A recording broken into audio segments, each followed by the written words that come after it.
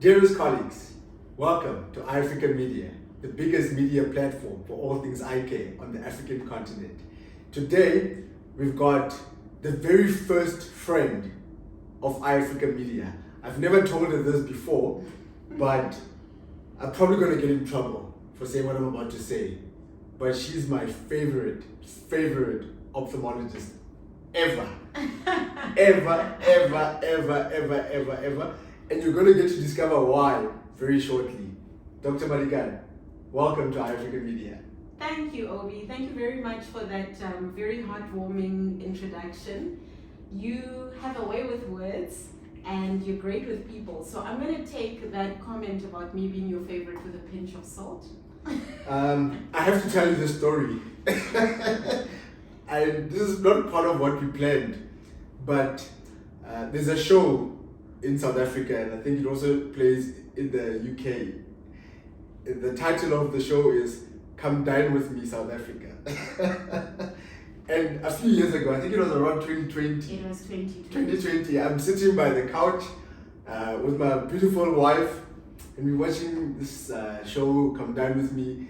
And then there's this bubbly, young, full of life individual who is part of the 4 people that we're going to be cooking and have 3 other guests at her place. And as the conversation went through, it came that she's an ophthalmologist, and my oh my, I absolutely got excited, started like sitting upright and checking out this ophthalmologist, because up until that moment I had never met such a young, dynamic ophthalmologist who was so passionate about what she was doing, and it had nothing to do with ophthalmology. Little did we know that very soon after that there will be iAfrican Media, and she was one of our very first guests when we were all going virtual. And the episode that we initially had with her, with you, Dr. Madikane, was one of the most incredible ones, because one thing that came across was that you were just, you wear your heart on your sleeve.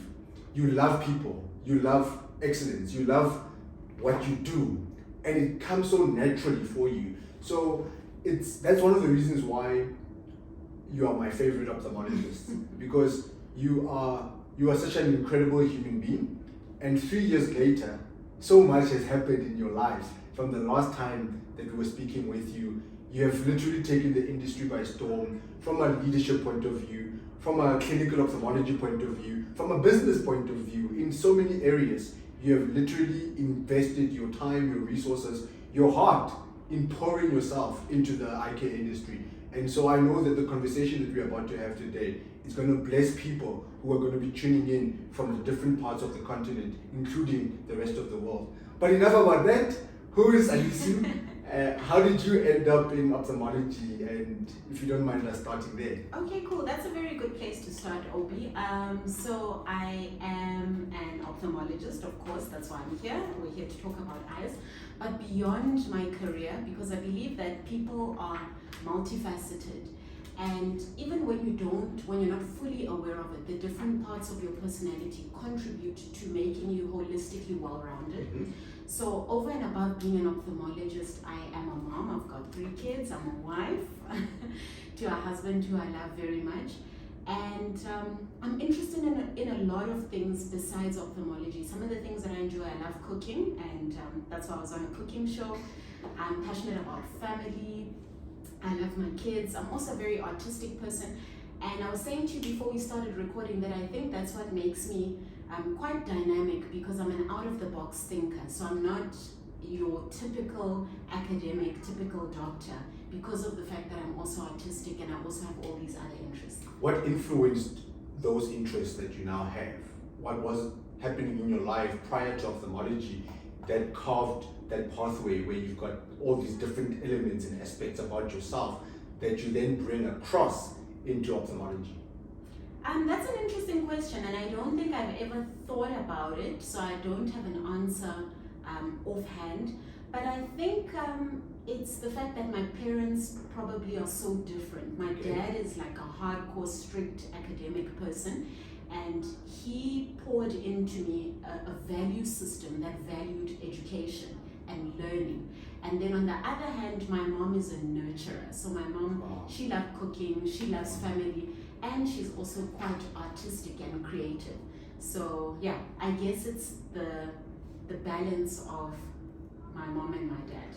Wow, that's quite fascinating to hear. You are super passionate about cataracts. That's one thing that I've picked up from you, or that we have picked up as the African media eye care community. Over the last few years, you have sort of like gone out of your way to get more and more involved with anything that has to do with cataracts. Where did that love for cataracts start? Yeah, so you're right. Cataract is, if someone had to ask me what's my favorite eye care related topic in ophthalmology that I can talk about then and there on the spot forever, it would be cataract. So why it is something that I'm so passionate about is that you can literally change somebody's life with a 20-minute surgical procedure. And when we talk about cataract, it's important to bear in mind, though, that it's a spectrum of disease. So by spectrum, I mean that you have the milder cataracts, where when you're doing the surgery, you're lending, or that surgery in that setting lends itself towards being more of a refractive procedure. So this is someone who can see but would like to see better. Someone who perhaps also, on top of having cataract, is short-sighted, far-sighted, has astigmatism, and that's very exciting. In a private practice setting, that's the stuff we get excited about, because that's where you can talk about different types of lens technologies, multifocal lenses, toric lenses.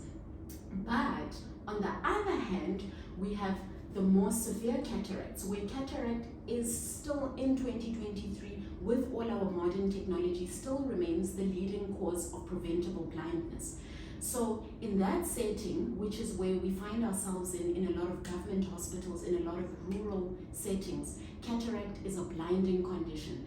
And there, it's not about fancy lenses. It's not about someone having multifocal vision, someone having correction of astigmatism with a lens exchange, but it's about someone being able to see. And it's not just about the person who's blind, but it's about the community. And so over the years, I have spent a lot of time volunteering with South African National Council of the Blind. They're an NGO, South Africa's oldest and most well-known NGO, that facilitates cataract surgeries for free around the country in rural settings. And I think that's been one of the most meaningful things that ophthalmology has given back to me, you know, because when you do your career, you tend to think about what you're doing for the people that you help. Wow. But doing blind tours has enhanced and enriched my life, you know, being able to make a difference in those people's lives. And so, sorry, I'm off-ramping a little bit. Perfect. But I started off saying how cataract doesn't just affect the blind person, but it affects those around them. Yeah. So when you go to these rural communities, you see how, for example, an 80-year-old blind grandmother cannot look after herself. So there's a 10-year-old who's not going to school because exactly, because they need to stay home and make sure that Gogo has a meal, that she's not bumping into things and hurting herself. So by being able to do cataract surgery in 15 to 20 minutes, restore that person's vision, you're enabling a 10-year-old who is not going to school to go to school. And in so doing, you're changing the dynamic of a whole family, of a whole household. You're changing communities. And so, as I mentioned, I love the whole exciting technology involved with refractive lens exchanges or corrective lens surgery or doing cataract surgery in the setting of an early cataract. But I'm equally committed and passionate about doing cataract surgery in the rural setting, in the government space, for people who are blind. Wow. I grew up at a time where my grandmother from my father's side and my grandmother from my mother's side, that era of people, and I'm talking going back in the 90s, before and early 2000s, before I got exposed to eye care, there was a thing in the location. I don't know how to translate this, but there was a consensus that how you go, you're coming back blind. You're coming back blind. But the word that they used to say was "Belong Grappa," yes. Nicolaka, meaning for those that I have to translate, I think I'll do it justice. But the perception that people had in the location was that they're going to scrape the eye. Literally, kograpa is to scrape. So they always knew that if I go to the doctor, they're going to scrape my eye, but I'm going to come back worse than before. How has that changed in 2023, whereby the technology has advanced, but like you say, we still have that issue of the 80-year-old who has probably had cataracts for a very long time because they never had the opportunity to go and see an ophthalmologist or an optometrist for that matter, and now little 10-year-old Tabo can't go to school because he's the one who's staying with the grandmother, walking her where she has to be going. How do you deal with those patient dynamics that are existing in those rural communities? And is there some form of educational component that's attached with what you guys are currently doing now with the NGO that you're working with? So that's very interesting. What you're highlighting, Obi, is that there's still a lot of misconceptions around cataract. First of all, people have no idea what it is. People have misconceptions around the nature of the procedure and how we cure it. And as a result of that, the whole psychology of our patients in a rural setting is wrong. They have poor health-seeking behavior. That's what I call it. So they don't seek cures early enough. And as a result, very often we sit with advanced disease. By the time we see these patients, the cataract is not just mature, but hyper mature. And that brings with it some inherent complications that you must anticipate as a surgeon when you're going into that surgical setting. So those late surgeries are more likely to complicate. That's one of the reasons why a lot of these patients would have a poor visual outcome after the surgery. Another reason is that people are not aware of the fact that you can have multiple different ophthalmic or ocular pathologies coexisting with the cataract itself. So we find that because the cataract is obstructing the visual pathway, an optometrist or an ophthalmologist cannot see past the cataract to see the retina, to see the optic nerve. And so the blindness that is presumed to be as a result of the cataract may be due to something else. There may be advanced glaucomatous optic neuropathy together with the cataract. There may be severe retinal disease together with the cataract. So those are some of the misconceptions, some of the myths, I can say even, that we need to start addressing. We do need to work on changing people's psychology around eye care services and around surgery. You touched on the fact that the technology has changed, and that's so important because cataract surgery 15 years ago is not the same as cataract surgery today. Ophthalmology is one of those very unique spaces within medicine where we are literally on the cusp of cutting-edge technology. You know, every couple of years there's something new coming out. Like right now, you can do phacoemulsification, but not just phacoemulsification. And just for those who aren't aware, phacoemulsification is the use of ultrasound energy on a tiny little probe which breaks up the cataract into little pieces and then sucks it up. These instruments are microscopic, where we make incisions that are 2 millimeters, 3 millimeters, so everything is very small. Whereas in the past, we had to make very big incisions, and that contributed to the quality of visual outcomes. But now we're even evolving beyond just phacoemulsification, where we have something called femtosecond laser, where you can make your incisions on the cornea using that. You can make your incisions on the anterior capsule of the lens using that. So as technology is changing, the safety profile of the surgery changes, the likelihood of encountering complications changes, and the ability to give better quality and more dynamic vision at different focal lengths for different environments changes and is enhanced.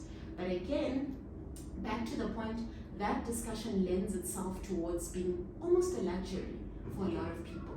So it's so important that when we talk about cataract, we address the nice fancy things, but we don't forget about the rural settings. In the rural settings, through the NGO, for example, we will use that as our base point. Okay.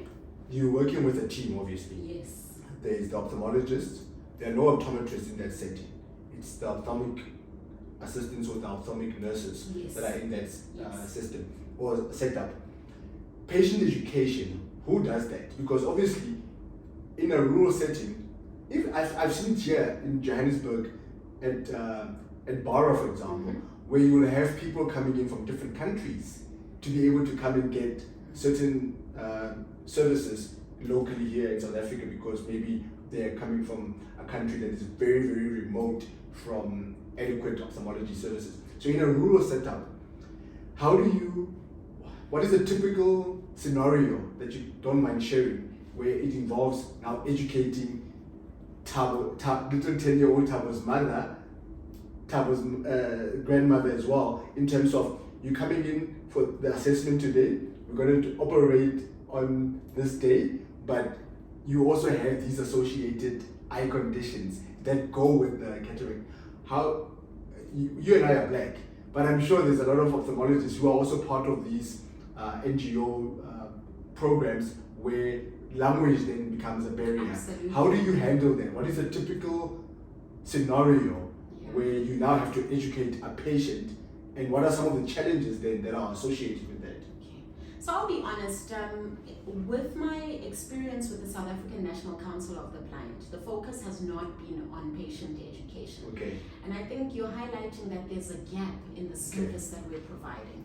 The focus really is on doing the surgically removing the cataract, and doing as many of them as possible in a short space of time. Because that solves the immediate problem at that moment. Exactly. Okay. That having been said though, usually how it works is that to correct you, there would be an optometrist involved, Okay. but that would be the optometrist who is resident at that hospital in that community. Okay. So the optometrist would be useful for recruiting patients for the surgery. So the optometrist would be the person who's been seeing these patients and has identified that Gogo Kumalo does not need spectacles, but instead she has a cataract. So then the optometrist will make the patient aware that, look, in this community we don't have an ophthalmologist, but on such and such a date, doctors are coming with a team of nurses, and if you are found to be suitable, you will be operated. So normally we would work over a weekend, from a Thursday to a Monday. Sure. The team arrives on Thursday and they start with the setup and the screening. The doctors arrive on Friday, and on the Friday you'd have maybe 200 people. It's hectic, it gets hectic. You have 200 people and you have about 4 or 5 hours to quickly go through all these people. So you can imagine, if you've got 4 or 5 hours to go through 200 people, the quality of screening that you're doing is not that good. So you're not doing a thorough examination. You're relying on the fact that the team who saw the people beforehand, they've done all of the necessary work. They've done some of the preliminary screening. And so my job would be to confirm that there is indeed a cataract, to rule out any additional pathology that might make the surgery unsuitable for that setting. Not that the patient cannot have surgery, but that the patient would need to have their surgery done in a tertiary hospital where there's access to better facilities. So in that setting, you really want simple cataracts where you're not going to get complications that you can't handle, because you don't have access to your fancy phacoemulsification machine. You don't have access to a PPV machine if you need that, for example. You are in a hospital, a very safe hospital, a very sterile hospital, with standards that have been checked beforehand, that are up to the National Department of Health standards, but you just don't have technology. So you make sure that there's that the cataract is not an infective cataract. You make sure it's not a cataract that qualifies for phacoemulsification. So it's not a soft or an early cataract. It must be a hard, advanced cataract. You don't want it to be a hypermature cataract, but sometimes you can do those. And then you look for specifically other associated eye conditions, like something called pseudoexfoliation, which would predispose that patient to the lens maybe being unstable and possibly dropping. And the other thing that you check for is you want to make sure that the pupil is going to open up nicely so that you can operate as quickly as possible, as safely as possible. What frustrates you the most in that type of setup? When you're going through, it's action time. It's Friday morning and you got to go now. and it's going to be 200 patients amongst the team of ophthalmologists that are there. What frustrates you the most from a patient-doctor relationship point of view?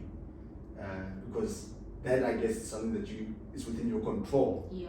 Or how do you manage that? I think I don't even count the frustrations anymore, because when I go there to these rural places, the mindset has got to be so different.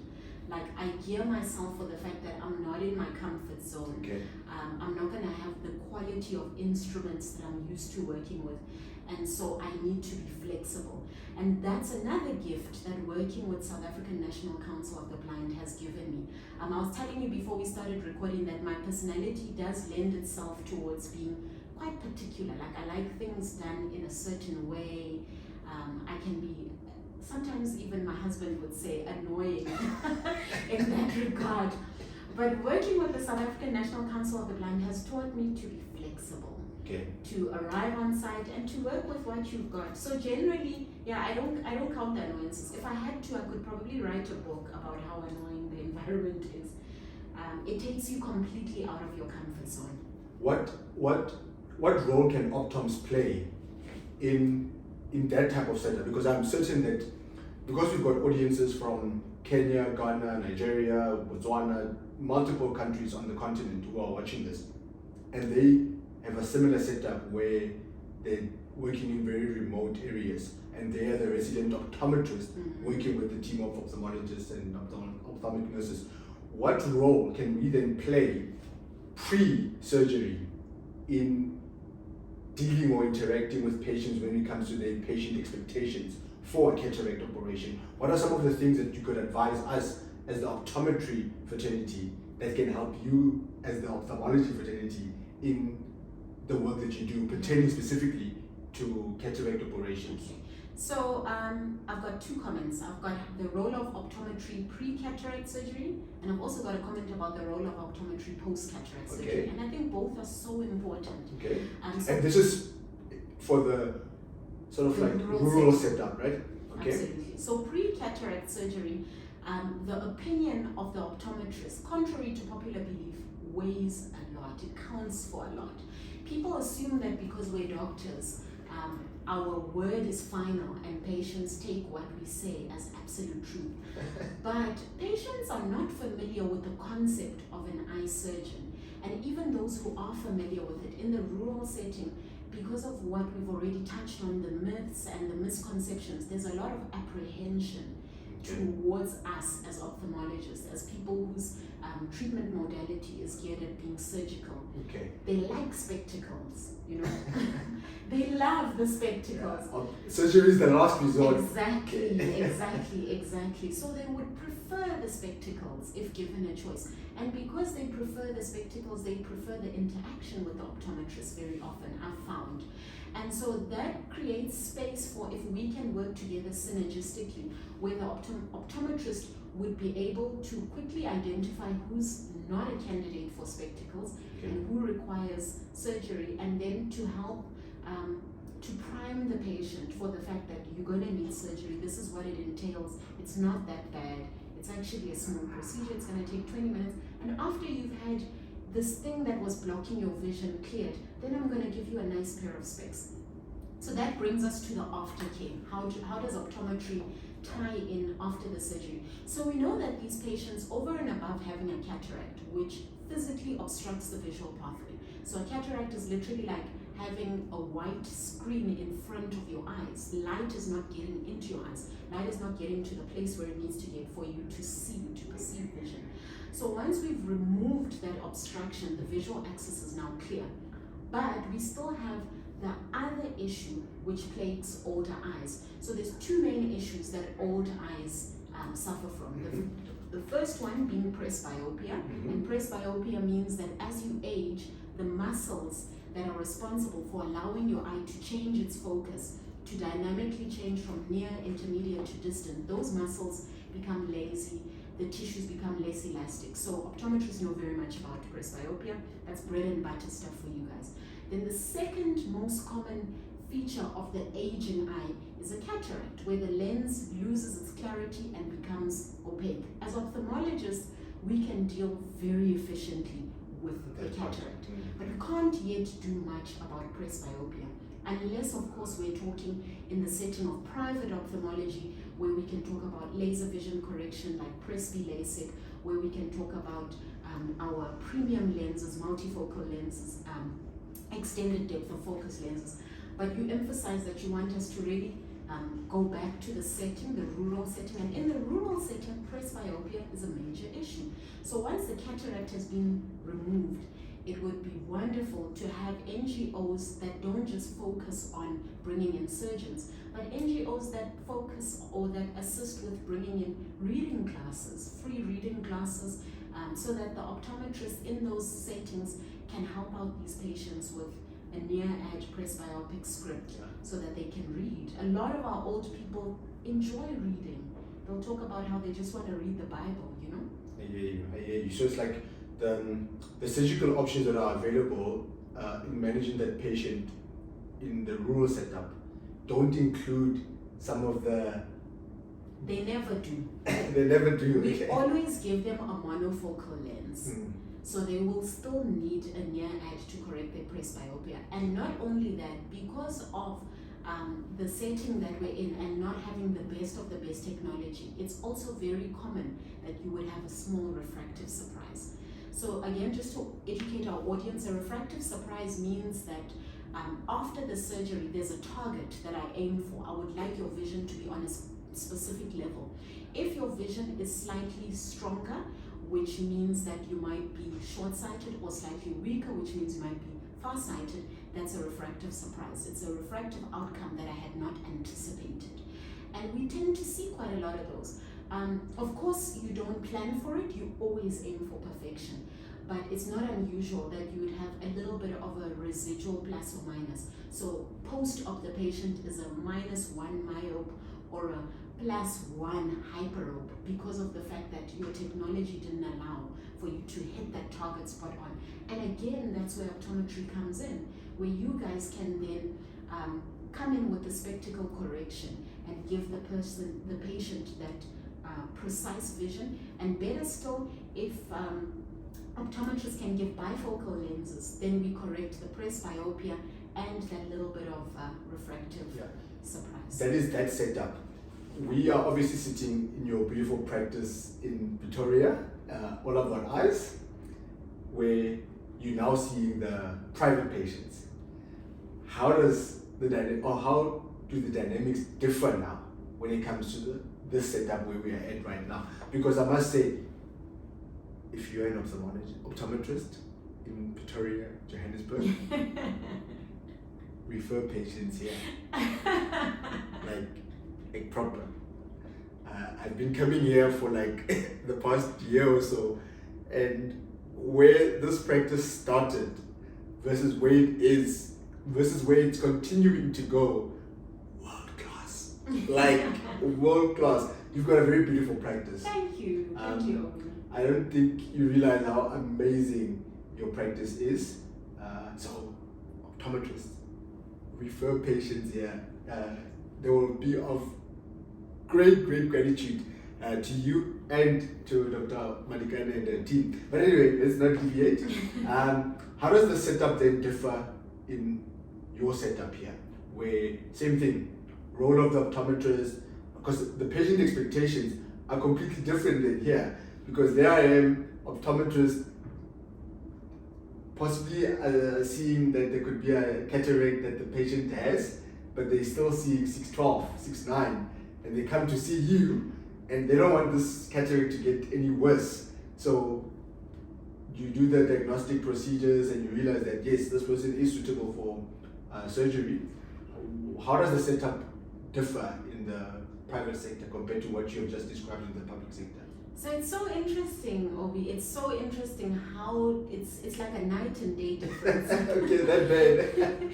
And as a surgeon, as an ophthalmologist, your mindset again has to change completely.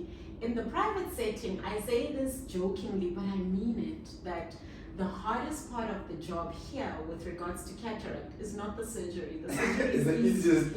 It's managing the patient expectations. That becomes incredibly challenging. And I must say, I've been in private practice for a year.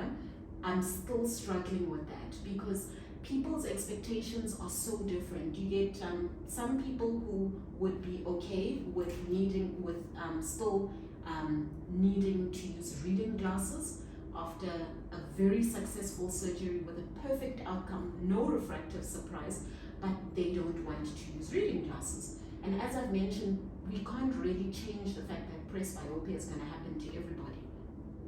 And then you've got the patients that have heard about multifocal lenses and money is not an issue for them, and they want the best, and their perception is that the most expensive thing is the best. But then not every patient with a cataract is suitable for a multifocal lens, even if they have the resources to pay for the multifocal lens. You know, so then now you need to convince this person that even though you've got the money and you can pay for the multifocal lens, and the internet has told you that this is the best, it's state of the art, it's not the best for you. And your eyes. So that's definitely quite challenging. Wow, I can imagine how difficult that type of conversation would be. Do you mind explaining just a breakdown of the private sector options that are available when money is not an issue in terms of the cataract lens options that are available in there? How does that work, or what are some of the advanced technologies that are now available for those patients now? So lens technology is changing very rapidly, and it's one of those spaces where industry is also investing a lot of money and science into investigating. Currently at the moment we've got 3 classes of lenses, intraocular lenses. We've got the monofocals, which is sort of like the grandfather of the lenses. Those would, from an optometry perspective, those will only correct a spherical error. Okay. So you would still have a cylindrical error, which means that you're still going to have astigmatism left behind. Then the next type of lens that we've got, which is still in the monofocal length, but monofocal range, but we've got monofocals with a bit of a near add onto them. So those are your extended depth of focus lenses. A true extended depth of focus lens should have a near add of about an extra 2 to 2.5 diopters that you can add, and those are good for presbyopic patients. And then you have your toric lenses. So a toric lens is a lens that corrects a spherical error but also a cylindrical error. So that's a lens that corrects astigmatism as well as your near and farsightedness. And then we've got your multifocal lenses. Multifocal lenses, this is technology that is still evolving. There's different types of multifocals. The most commonly, or the ones that are most readily available, work on the basis of different zones, different refractive zones. So in the center of the lens where your pupil is smallest, that would be suitable for near vision, because again, this is where optometrists would understand this very well, that when we accommodate, which is the process of adjusting your focus to see something that is near, your pupil constricts, becomes smaller, and your eyes move inwards. Versus when you're looking at a distance target, your pupil would generally be a bit bigger, and your eyes would move outwards or be more straight. So multifocal lenses work, some of them work with this diffractive ring technology, where you have your power increased in the center for near and a lower power on the periphery for distance. So that's basically what's available. And they will obviously, the multifocal options would obviously then be the most expensive compared to the monofocal options. All of them, I'm 45, got my cataracts removed, for example. How, and you put this lens, does it stay, any of these lenses, do they stay permanently, or when would I have to come back and adjust the lens, or How does They that work? say, so once you've done cataract surgery, which is removal of your natural lens and inserting an artificial lens, that is for life. You're never going to get that redone. Unless, of course, there's a complication. I was going to ask that earlier on in the conversation, you mentioned how cataract is most of the time, a lot of the time, is associated with other visual complications and conditions as well. So let's say a person has got glaucoma, but the cataract operation is going to take place before any potential glaucoma surgery that might take place. When they start doing any of the other surgeries later on, 2 years later or 6 months later, doesn't have any effect on that cataract lens that was put in place. No. It's going to be completely stable. Speaking of the lenses, I've got a model over here, which is quite nice to see. That's very cool. So this is what the intraocular lens looks like. This is not true to life, of course. This is significantly bigger than what it actually looks like. But when we do cataract surgery, we remove the natural lens and we put in an artificial lens that looks like this. Significantly smaller, as I've said. It's got these arms. These arms are called haptics. Yes. This part in the center is called the optic. That's what you used to see, and this would be aligned perfectly central in the center of your pupil. And these arms stretch out to stabilize the intraocular lens and keep it perfectly positioned. And as I've mentioned, once this has been done, this is for life. That having been said, we put this artificial lens inside something that's called a capsular bag. So it's a thin membranous bag that surrounds the lens and keeps it in its position. That membranous bag, this capsular bag, can, with time, as you continue to age, can opacify, can become lack clarity. And so that's why sometimes people would say, I had a cataract surgery done, but years later my vision went down again. And that would mean that they require a laser procedure to just create a circular opening over there at the back of the artificial lens and open up the visual axis once more. Wow. You were mentioning that it would normally be smaller, right? Yes. But then the color, what color do they usually come in? Or this will be, even though it's smaller, this would be the color. So there's two colors. It's either it's going to be completely transparent, or a lot of the more modern lenses, in fact, I think 95% of the premium lenses now all come with this yellow tint. And this yellow tint is a UV filter to basically protect the deep UV sensitive ocular structures from the sun. So that's quite a nice thing that's built into the newer lens technologies. Children and cataracts, how does that work? Kids get cataracts. Because then, if you're saying in an adult, this stays there forever, but then with the child who ends up with a cataract, and what would be the reason for a child to having a cataract, and then is the management thereof different from the management of an adult with a cataract? So that's also that's a whole different discussion. Okay. That you can go, you can go so deep into pediatric cataracts. Essentially, the surgery itself is very similar. You want to remove the cataract, clear the visual axis, put in an artificial lens.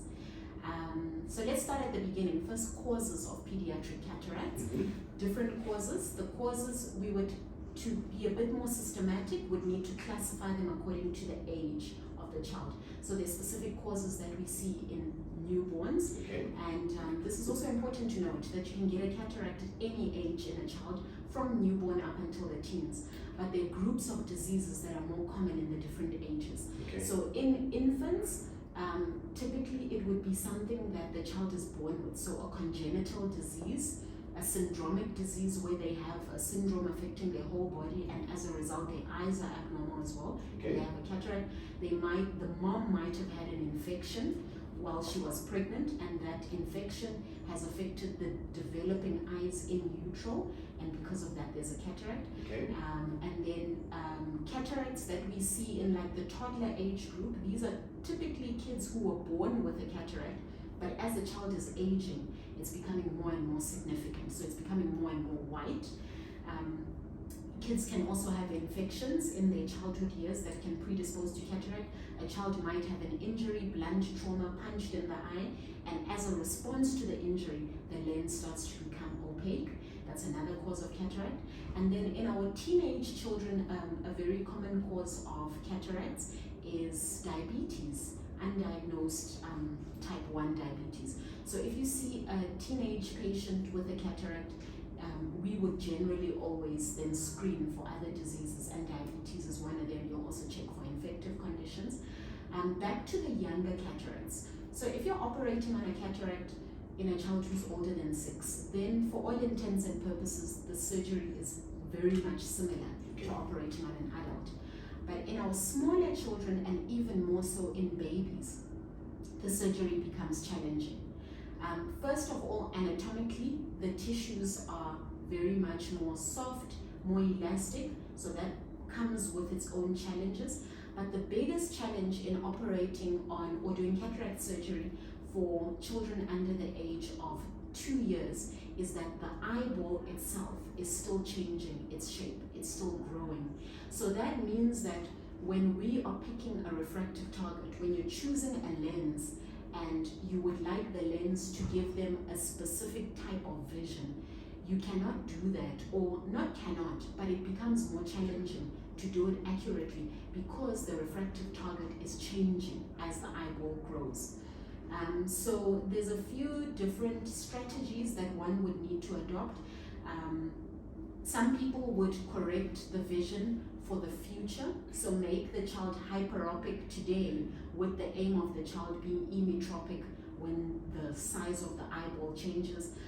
Other people recommend leaving the child without a lens, or leaving them aphakic and using contact lenses to correct their vision in the interim, because of course you can't leave them completely aphakic, because we know that image blur in the childhood years produces amblyopia. Yes. So those are the secondary things that make operating on cataracts in children challenging.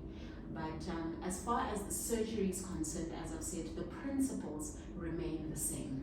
Now, with the teenager who was perhaps has diabetes, or it was a result of trauma to the eye that resulted in the lens becoming opaque, is this then also permanent in that setup as well? Yes. So it doesn't differ in terms of, once it's cataract, and that's it. Whatever management solution that you're putting in place, except in the case of then the little ones, then that stays in the eye. Absolutely. For however long. Forever. Forever. Wow, I'm like, your passion for this is, it's like you live, breathe. Does it come through? Yeah, like. Because I am passionate, I really am. Yeah, like I've said in lectures, like where you attend conferences and you sit in a lecture, it doesn't sound as fun, like the way you're explaining it. And I just think it's your passion that's coming through. That thank you, Obi. This is something that every patient that walks into your practice, or every patient that you go and see, I think they're very fortunate to have a leader like you who is that dedicated and committed to ensuring that they're getting absolute great quality care. Just to deviate slightly, in your practice here, what other visual problems do you solve here? Because I know with ophthalmologists, you tend to have if one does refractive surgery from a LASIK surgery point of view, that's what they do. If it's pediatrics, it's pediatrics. If it's neuro-ophthalmology, it's neuro-ophthalmology. But everyone tends to have cataract surgery that they all do. In your case, what else do you provide here at your beautiful practice? Thanks, Obi, for asking that. At this point, I'm still very early in my career. As I mentioned, only 1 year in private practice. Wow. So I'm a general ophthalmologist. I'll see anything and everything. I love eye care holistically. So I will see whatever needs to be seen. I am in a group practice with 2 other young and passionate ophthalmologists. Wow. One is Manda Mabogo, and she's an oculoplastics fellow. So she does general ophthalmology but also focuses on oculoplastic surgery. And there is Gabelo Sebohodi, who's passionate about retina surgery. So I'll do everything except oculoplastics and Or retina. retina. And if there's an oculoplastics or retina patient, I'll give it over to them. But apart from that, absolutely everything. As far as my personal interest, I enjoy the surgical side of ophthalmology, anterior segment specifically. I enjoy glaucoma surgery. I enjoy cataract surgery, as mentioned. And then as my career evolves, I'm really hoping to get into a more refractive surgery space. So I'm looking at getting additional training for corneal refractive surgery. Wow, that is super fascinating, because it's the offering to your patients is now broadening as a result of you're not operating in isolation, you're working with a team. One thing that has stood out the most from you over the last 3 years, your passion for leadership. You're not sitting there in the corner looking at what everyone else is doing, complaining about things, but in actual fact you're doing the complete opposite. You getting involved, you're getting your hands dirty. You're not saying, I'm not ready for that role, I'm not ready, I don't have the necessary expertise or experience to be able to contribute there. You're literally approaching it with, well, this is what I know now, this is what is in front of me now, and I'm going to go get involved, and whether I know enough or I don't know enough, at least I would have gotten involved and I would have contributed in making a difference. How do you see leadership? What is leadership for you? And this passion for leadership or getting involved, where does that come from? Yeah, I'm glad you qualified it and you said getting involved, because I don't think of myself as someone who's passionate about leadership, but I think life has sort of put me in spaces where I can see that someone needs to step up and someone needs to assume a role of leadership. And so very often when I find myself in a leadership position, it's happened almost by accident, you know? Yeah. But as you said, I think I'm the kind of person that if I find myself in a space where something needs to be done, I'm going to try and see how I can help contribute to the solution and not be part of the problem. Wow, I love that. I think that's also a challenge for Moya as well, that you shouldn't see it as a leadership role. You should actually just see it as it needs to be done. It needs to be done. I'm not going to ask anyone else to go and do it. I will go and do it, and as a result, it will open doors that you never even knew existed. And I think that's a challenge and an encouragement to young optometrists, as well as, most importantly, young ophthalmologists, irrespective of which country you are in. Within this conversation, when we were explaining cataracts in terms of what you're exposed to in the private sector versus the public sector, I think you raised about 3 or 4 different ideas that just came to me in terms of what is gaps within there. Places where someone can fill in 100%. Someone can meet and 100%. So in your current setup, whether it be in Kenya, Ghana, Nigeria, Tunisia, wherever you are, I'm quite certain that there are gaps within your eye care working environment that you know exist, and it's not any other person's responsibility to sort it out except you.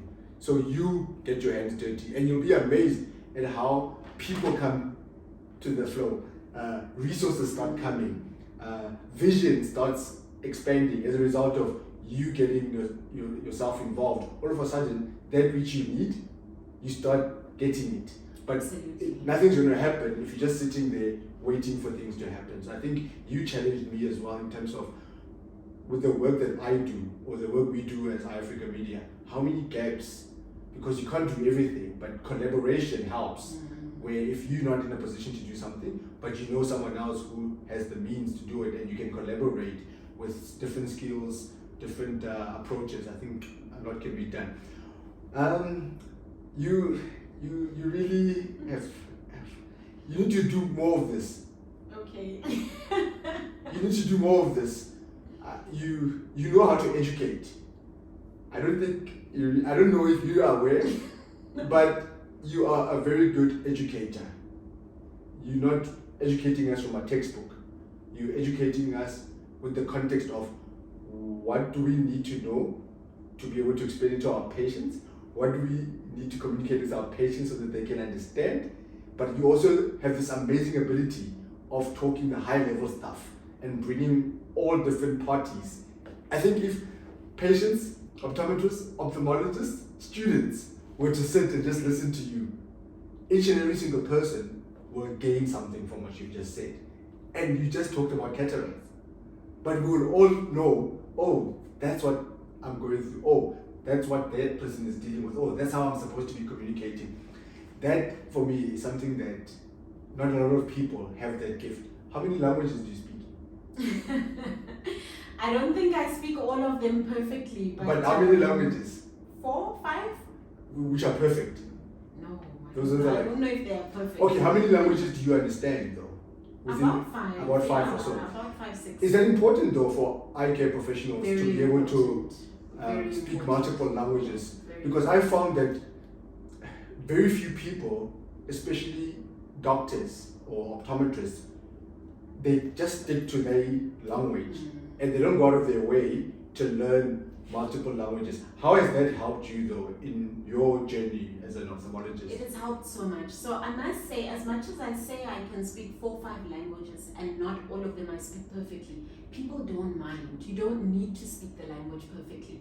But first of all, just by extending yourself and greeting in someone's language, you change the tone of the consultation. Wow. Like you can literally, sometimes things are a bit tense in the room, and the minute you speak their language, it's like the ice melts. Wow. You know, they relax, they sigh, and even in your getting words wrong, they extend grace towards you because they're like, you know what, this person is actually butchering my language, but they tried. But they tried. They tried, and then they try and communicate with me in my language of preference. So then both of us are speaking in a broken way, but there's empathy for each other. And you understand one And another. we understand one another, and the person feels that I've extended myself for them and they feel comfortable. So you're right, language very often actually becomes a barrier for communication, and it creates hostility unnecessarily. So the minute I started to view speaking to somebody else in their language as a way to break barriers, rather than thinking of it as, oh, this person is making me feel uncomfortable, why should I speak their language, why don't they speak my language? But it's a tool. I use my ability, even if it's just to greet in their language, as a tool to break a barrier. I'm very much open to speaking everybody's language. So I do try and greet in all the South African languages I can, at the very least, greet. And then I can explain academic concepts in English, Afrikaans, Xhosa, Setswana, Sepedi. Wow. And as much as possible, I try to do that.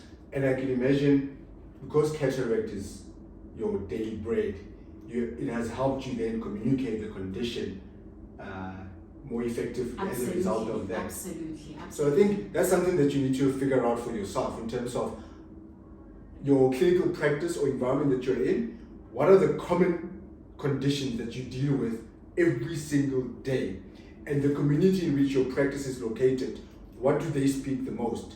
And I think if you can get to a point where you know that my community speaks 3 languages commonly in that area, and the conditions that I see in my practice are these common 3, make sure that you can get out of your way in learning the language pertaining to the conditions, that you will better communicate those conditions to your patients. And you will start, like Dr. Madikane was saying now, patients let their guard down when they can see that you can relate with them at their level. And obviously you want to take them up to your level, because if they can relax and they can trust you at their level, it makes it easier then for you to communicate management options that you want them to be able to understand. So that's a very, very important element that you're raising.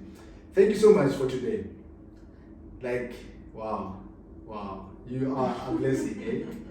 You see why I said she's my favorite ophthalmologist? To all my other favorite ophthalmologists, please don't be mad at me. I still love you guys. But where can people connect with you? What are your websites, social media links? Where can people follow you?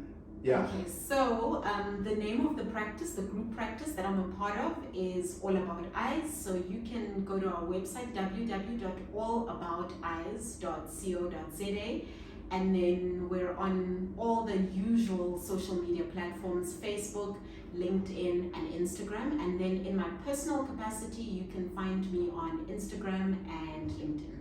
Hopefully soon there will be the All About Eyes YouTube channel where Anesu will have all these amazing videos where she's educating the eye care community on the African continent and beyond.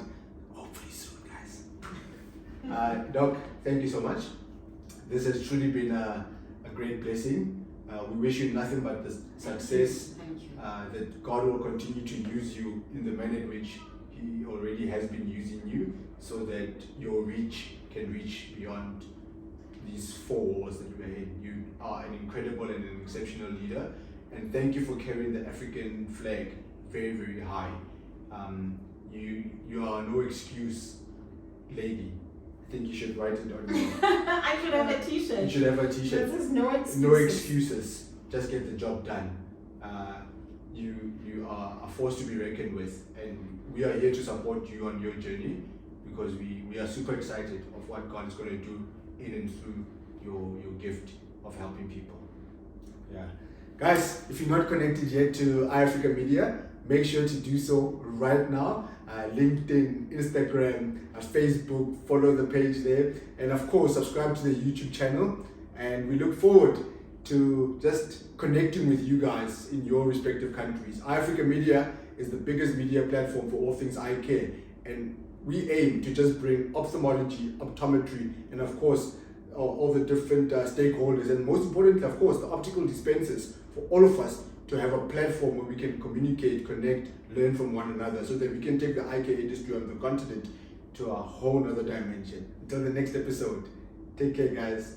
Thank you, Doc.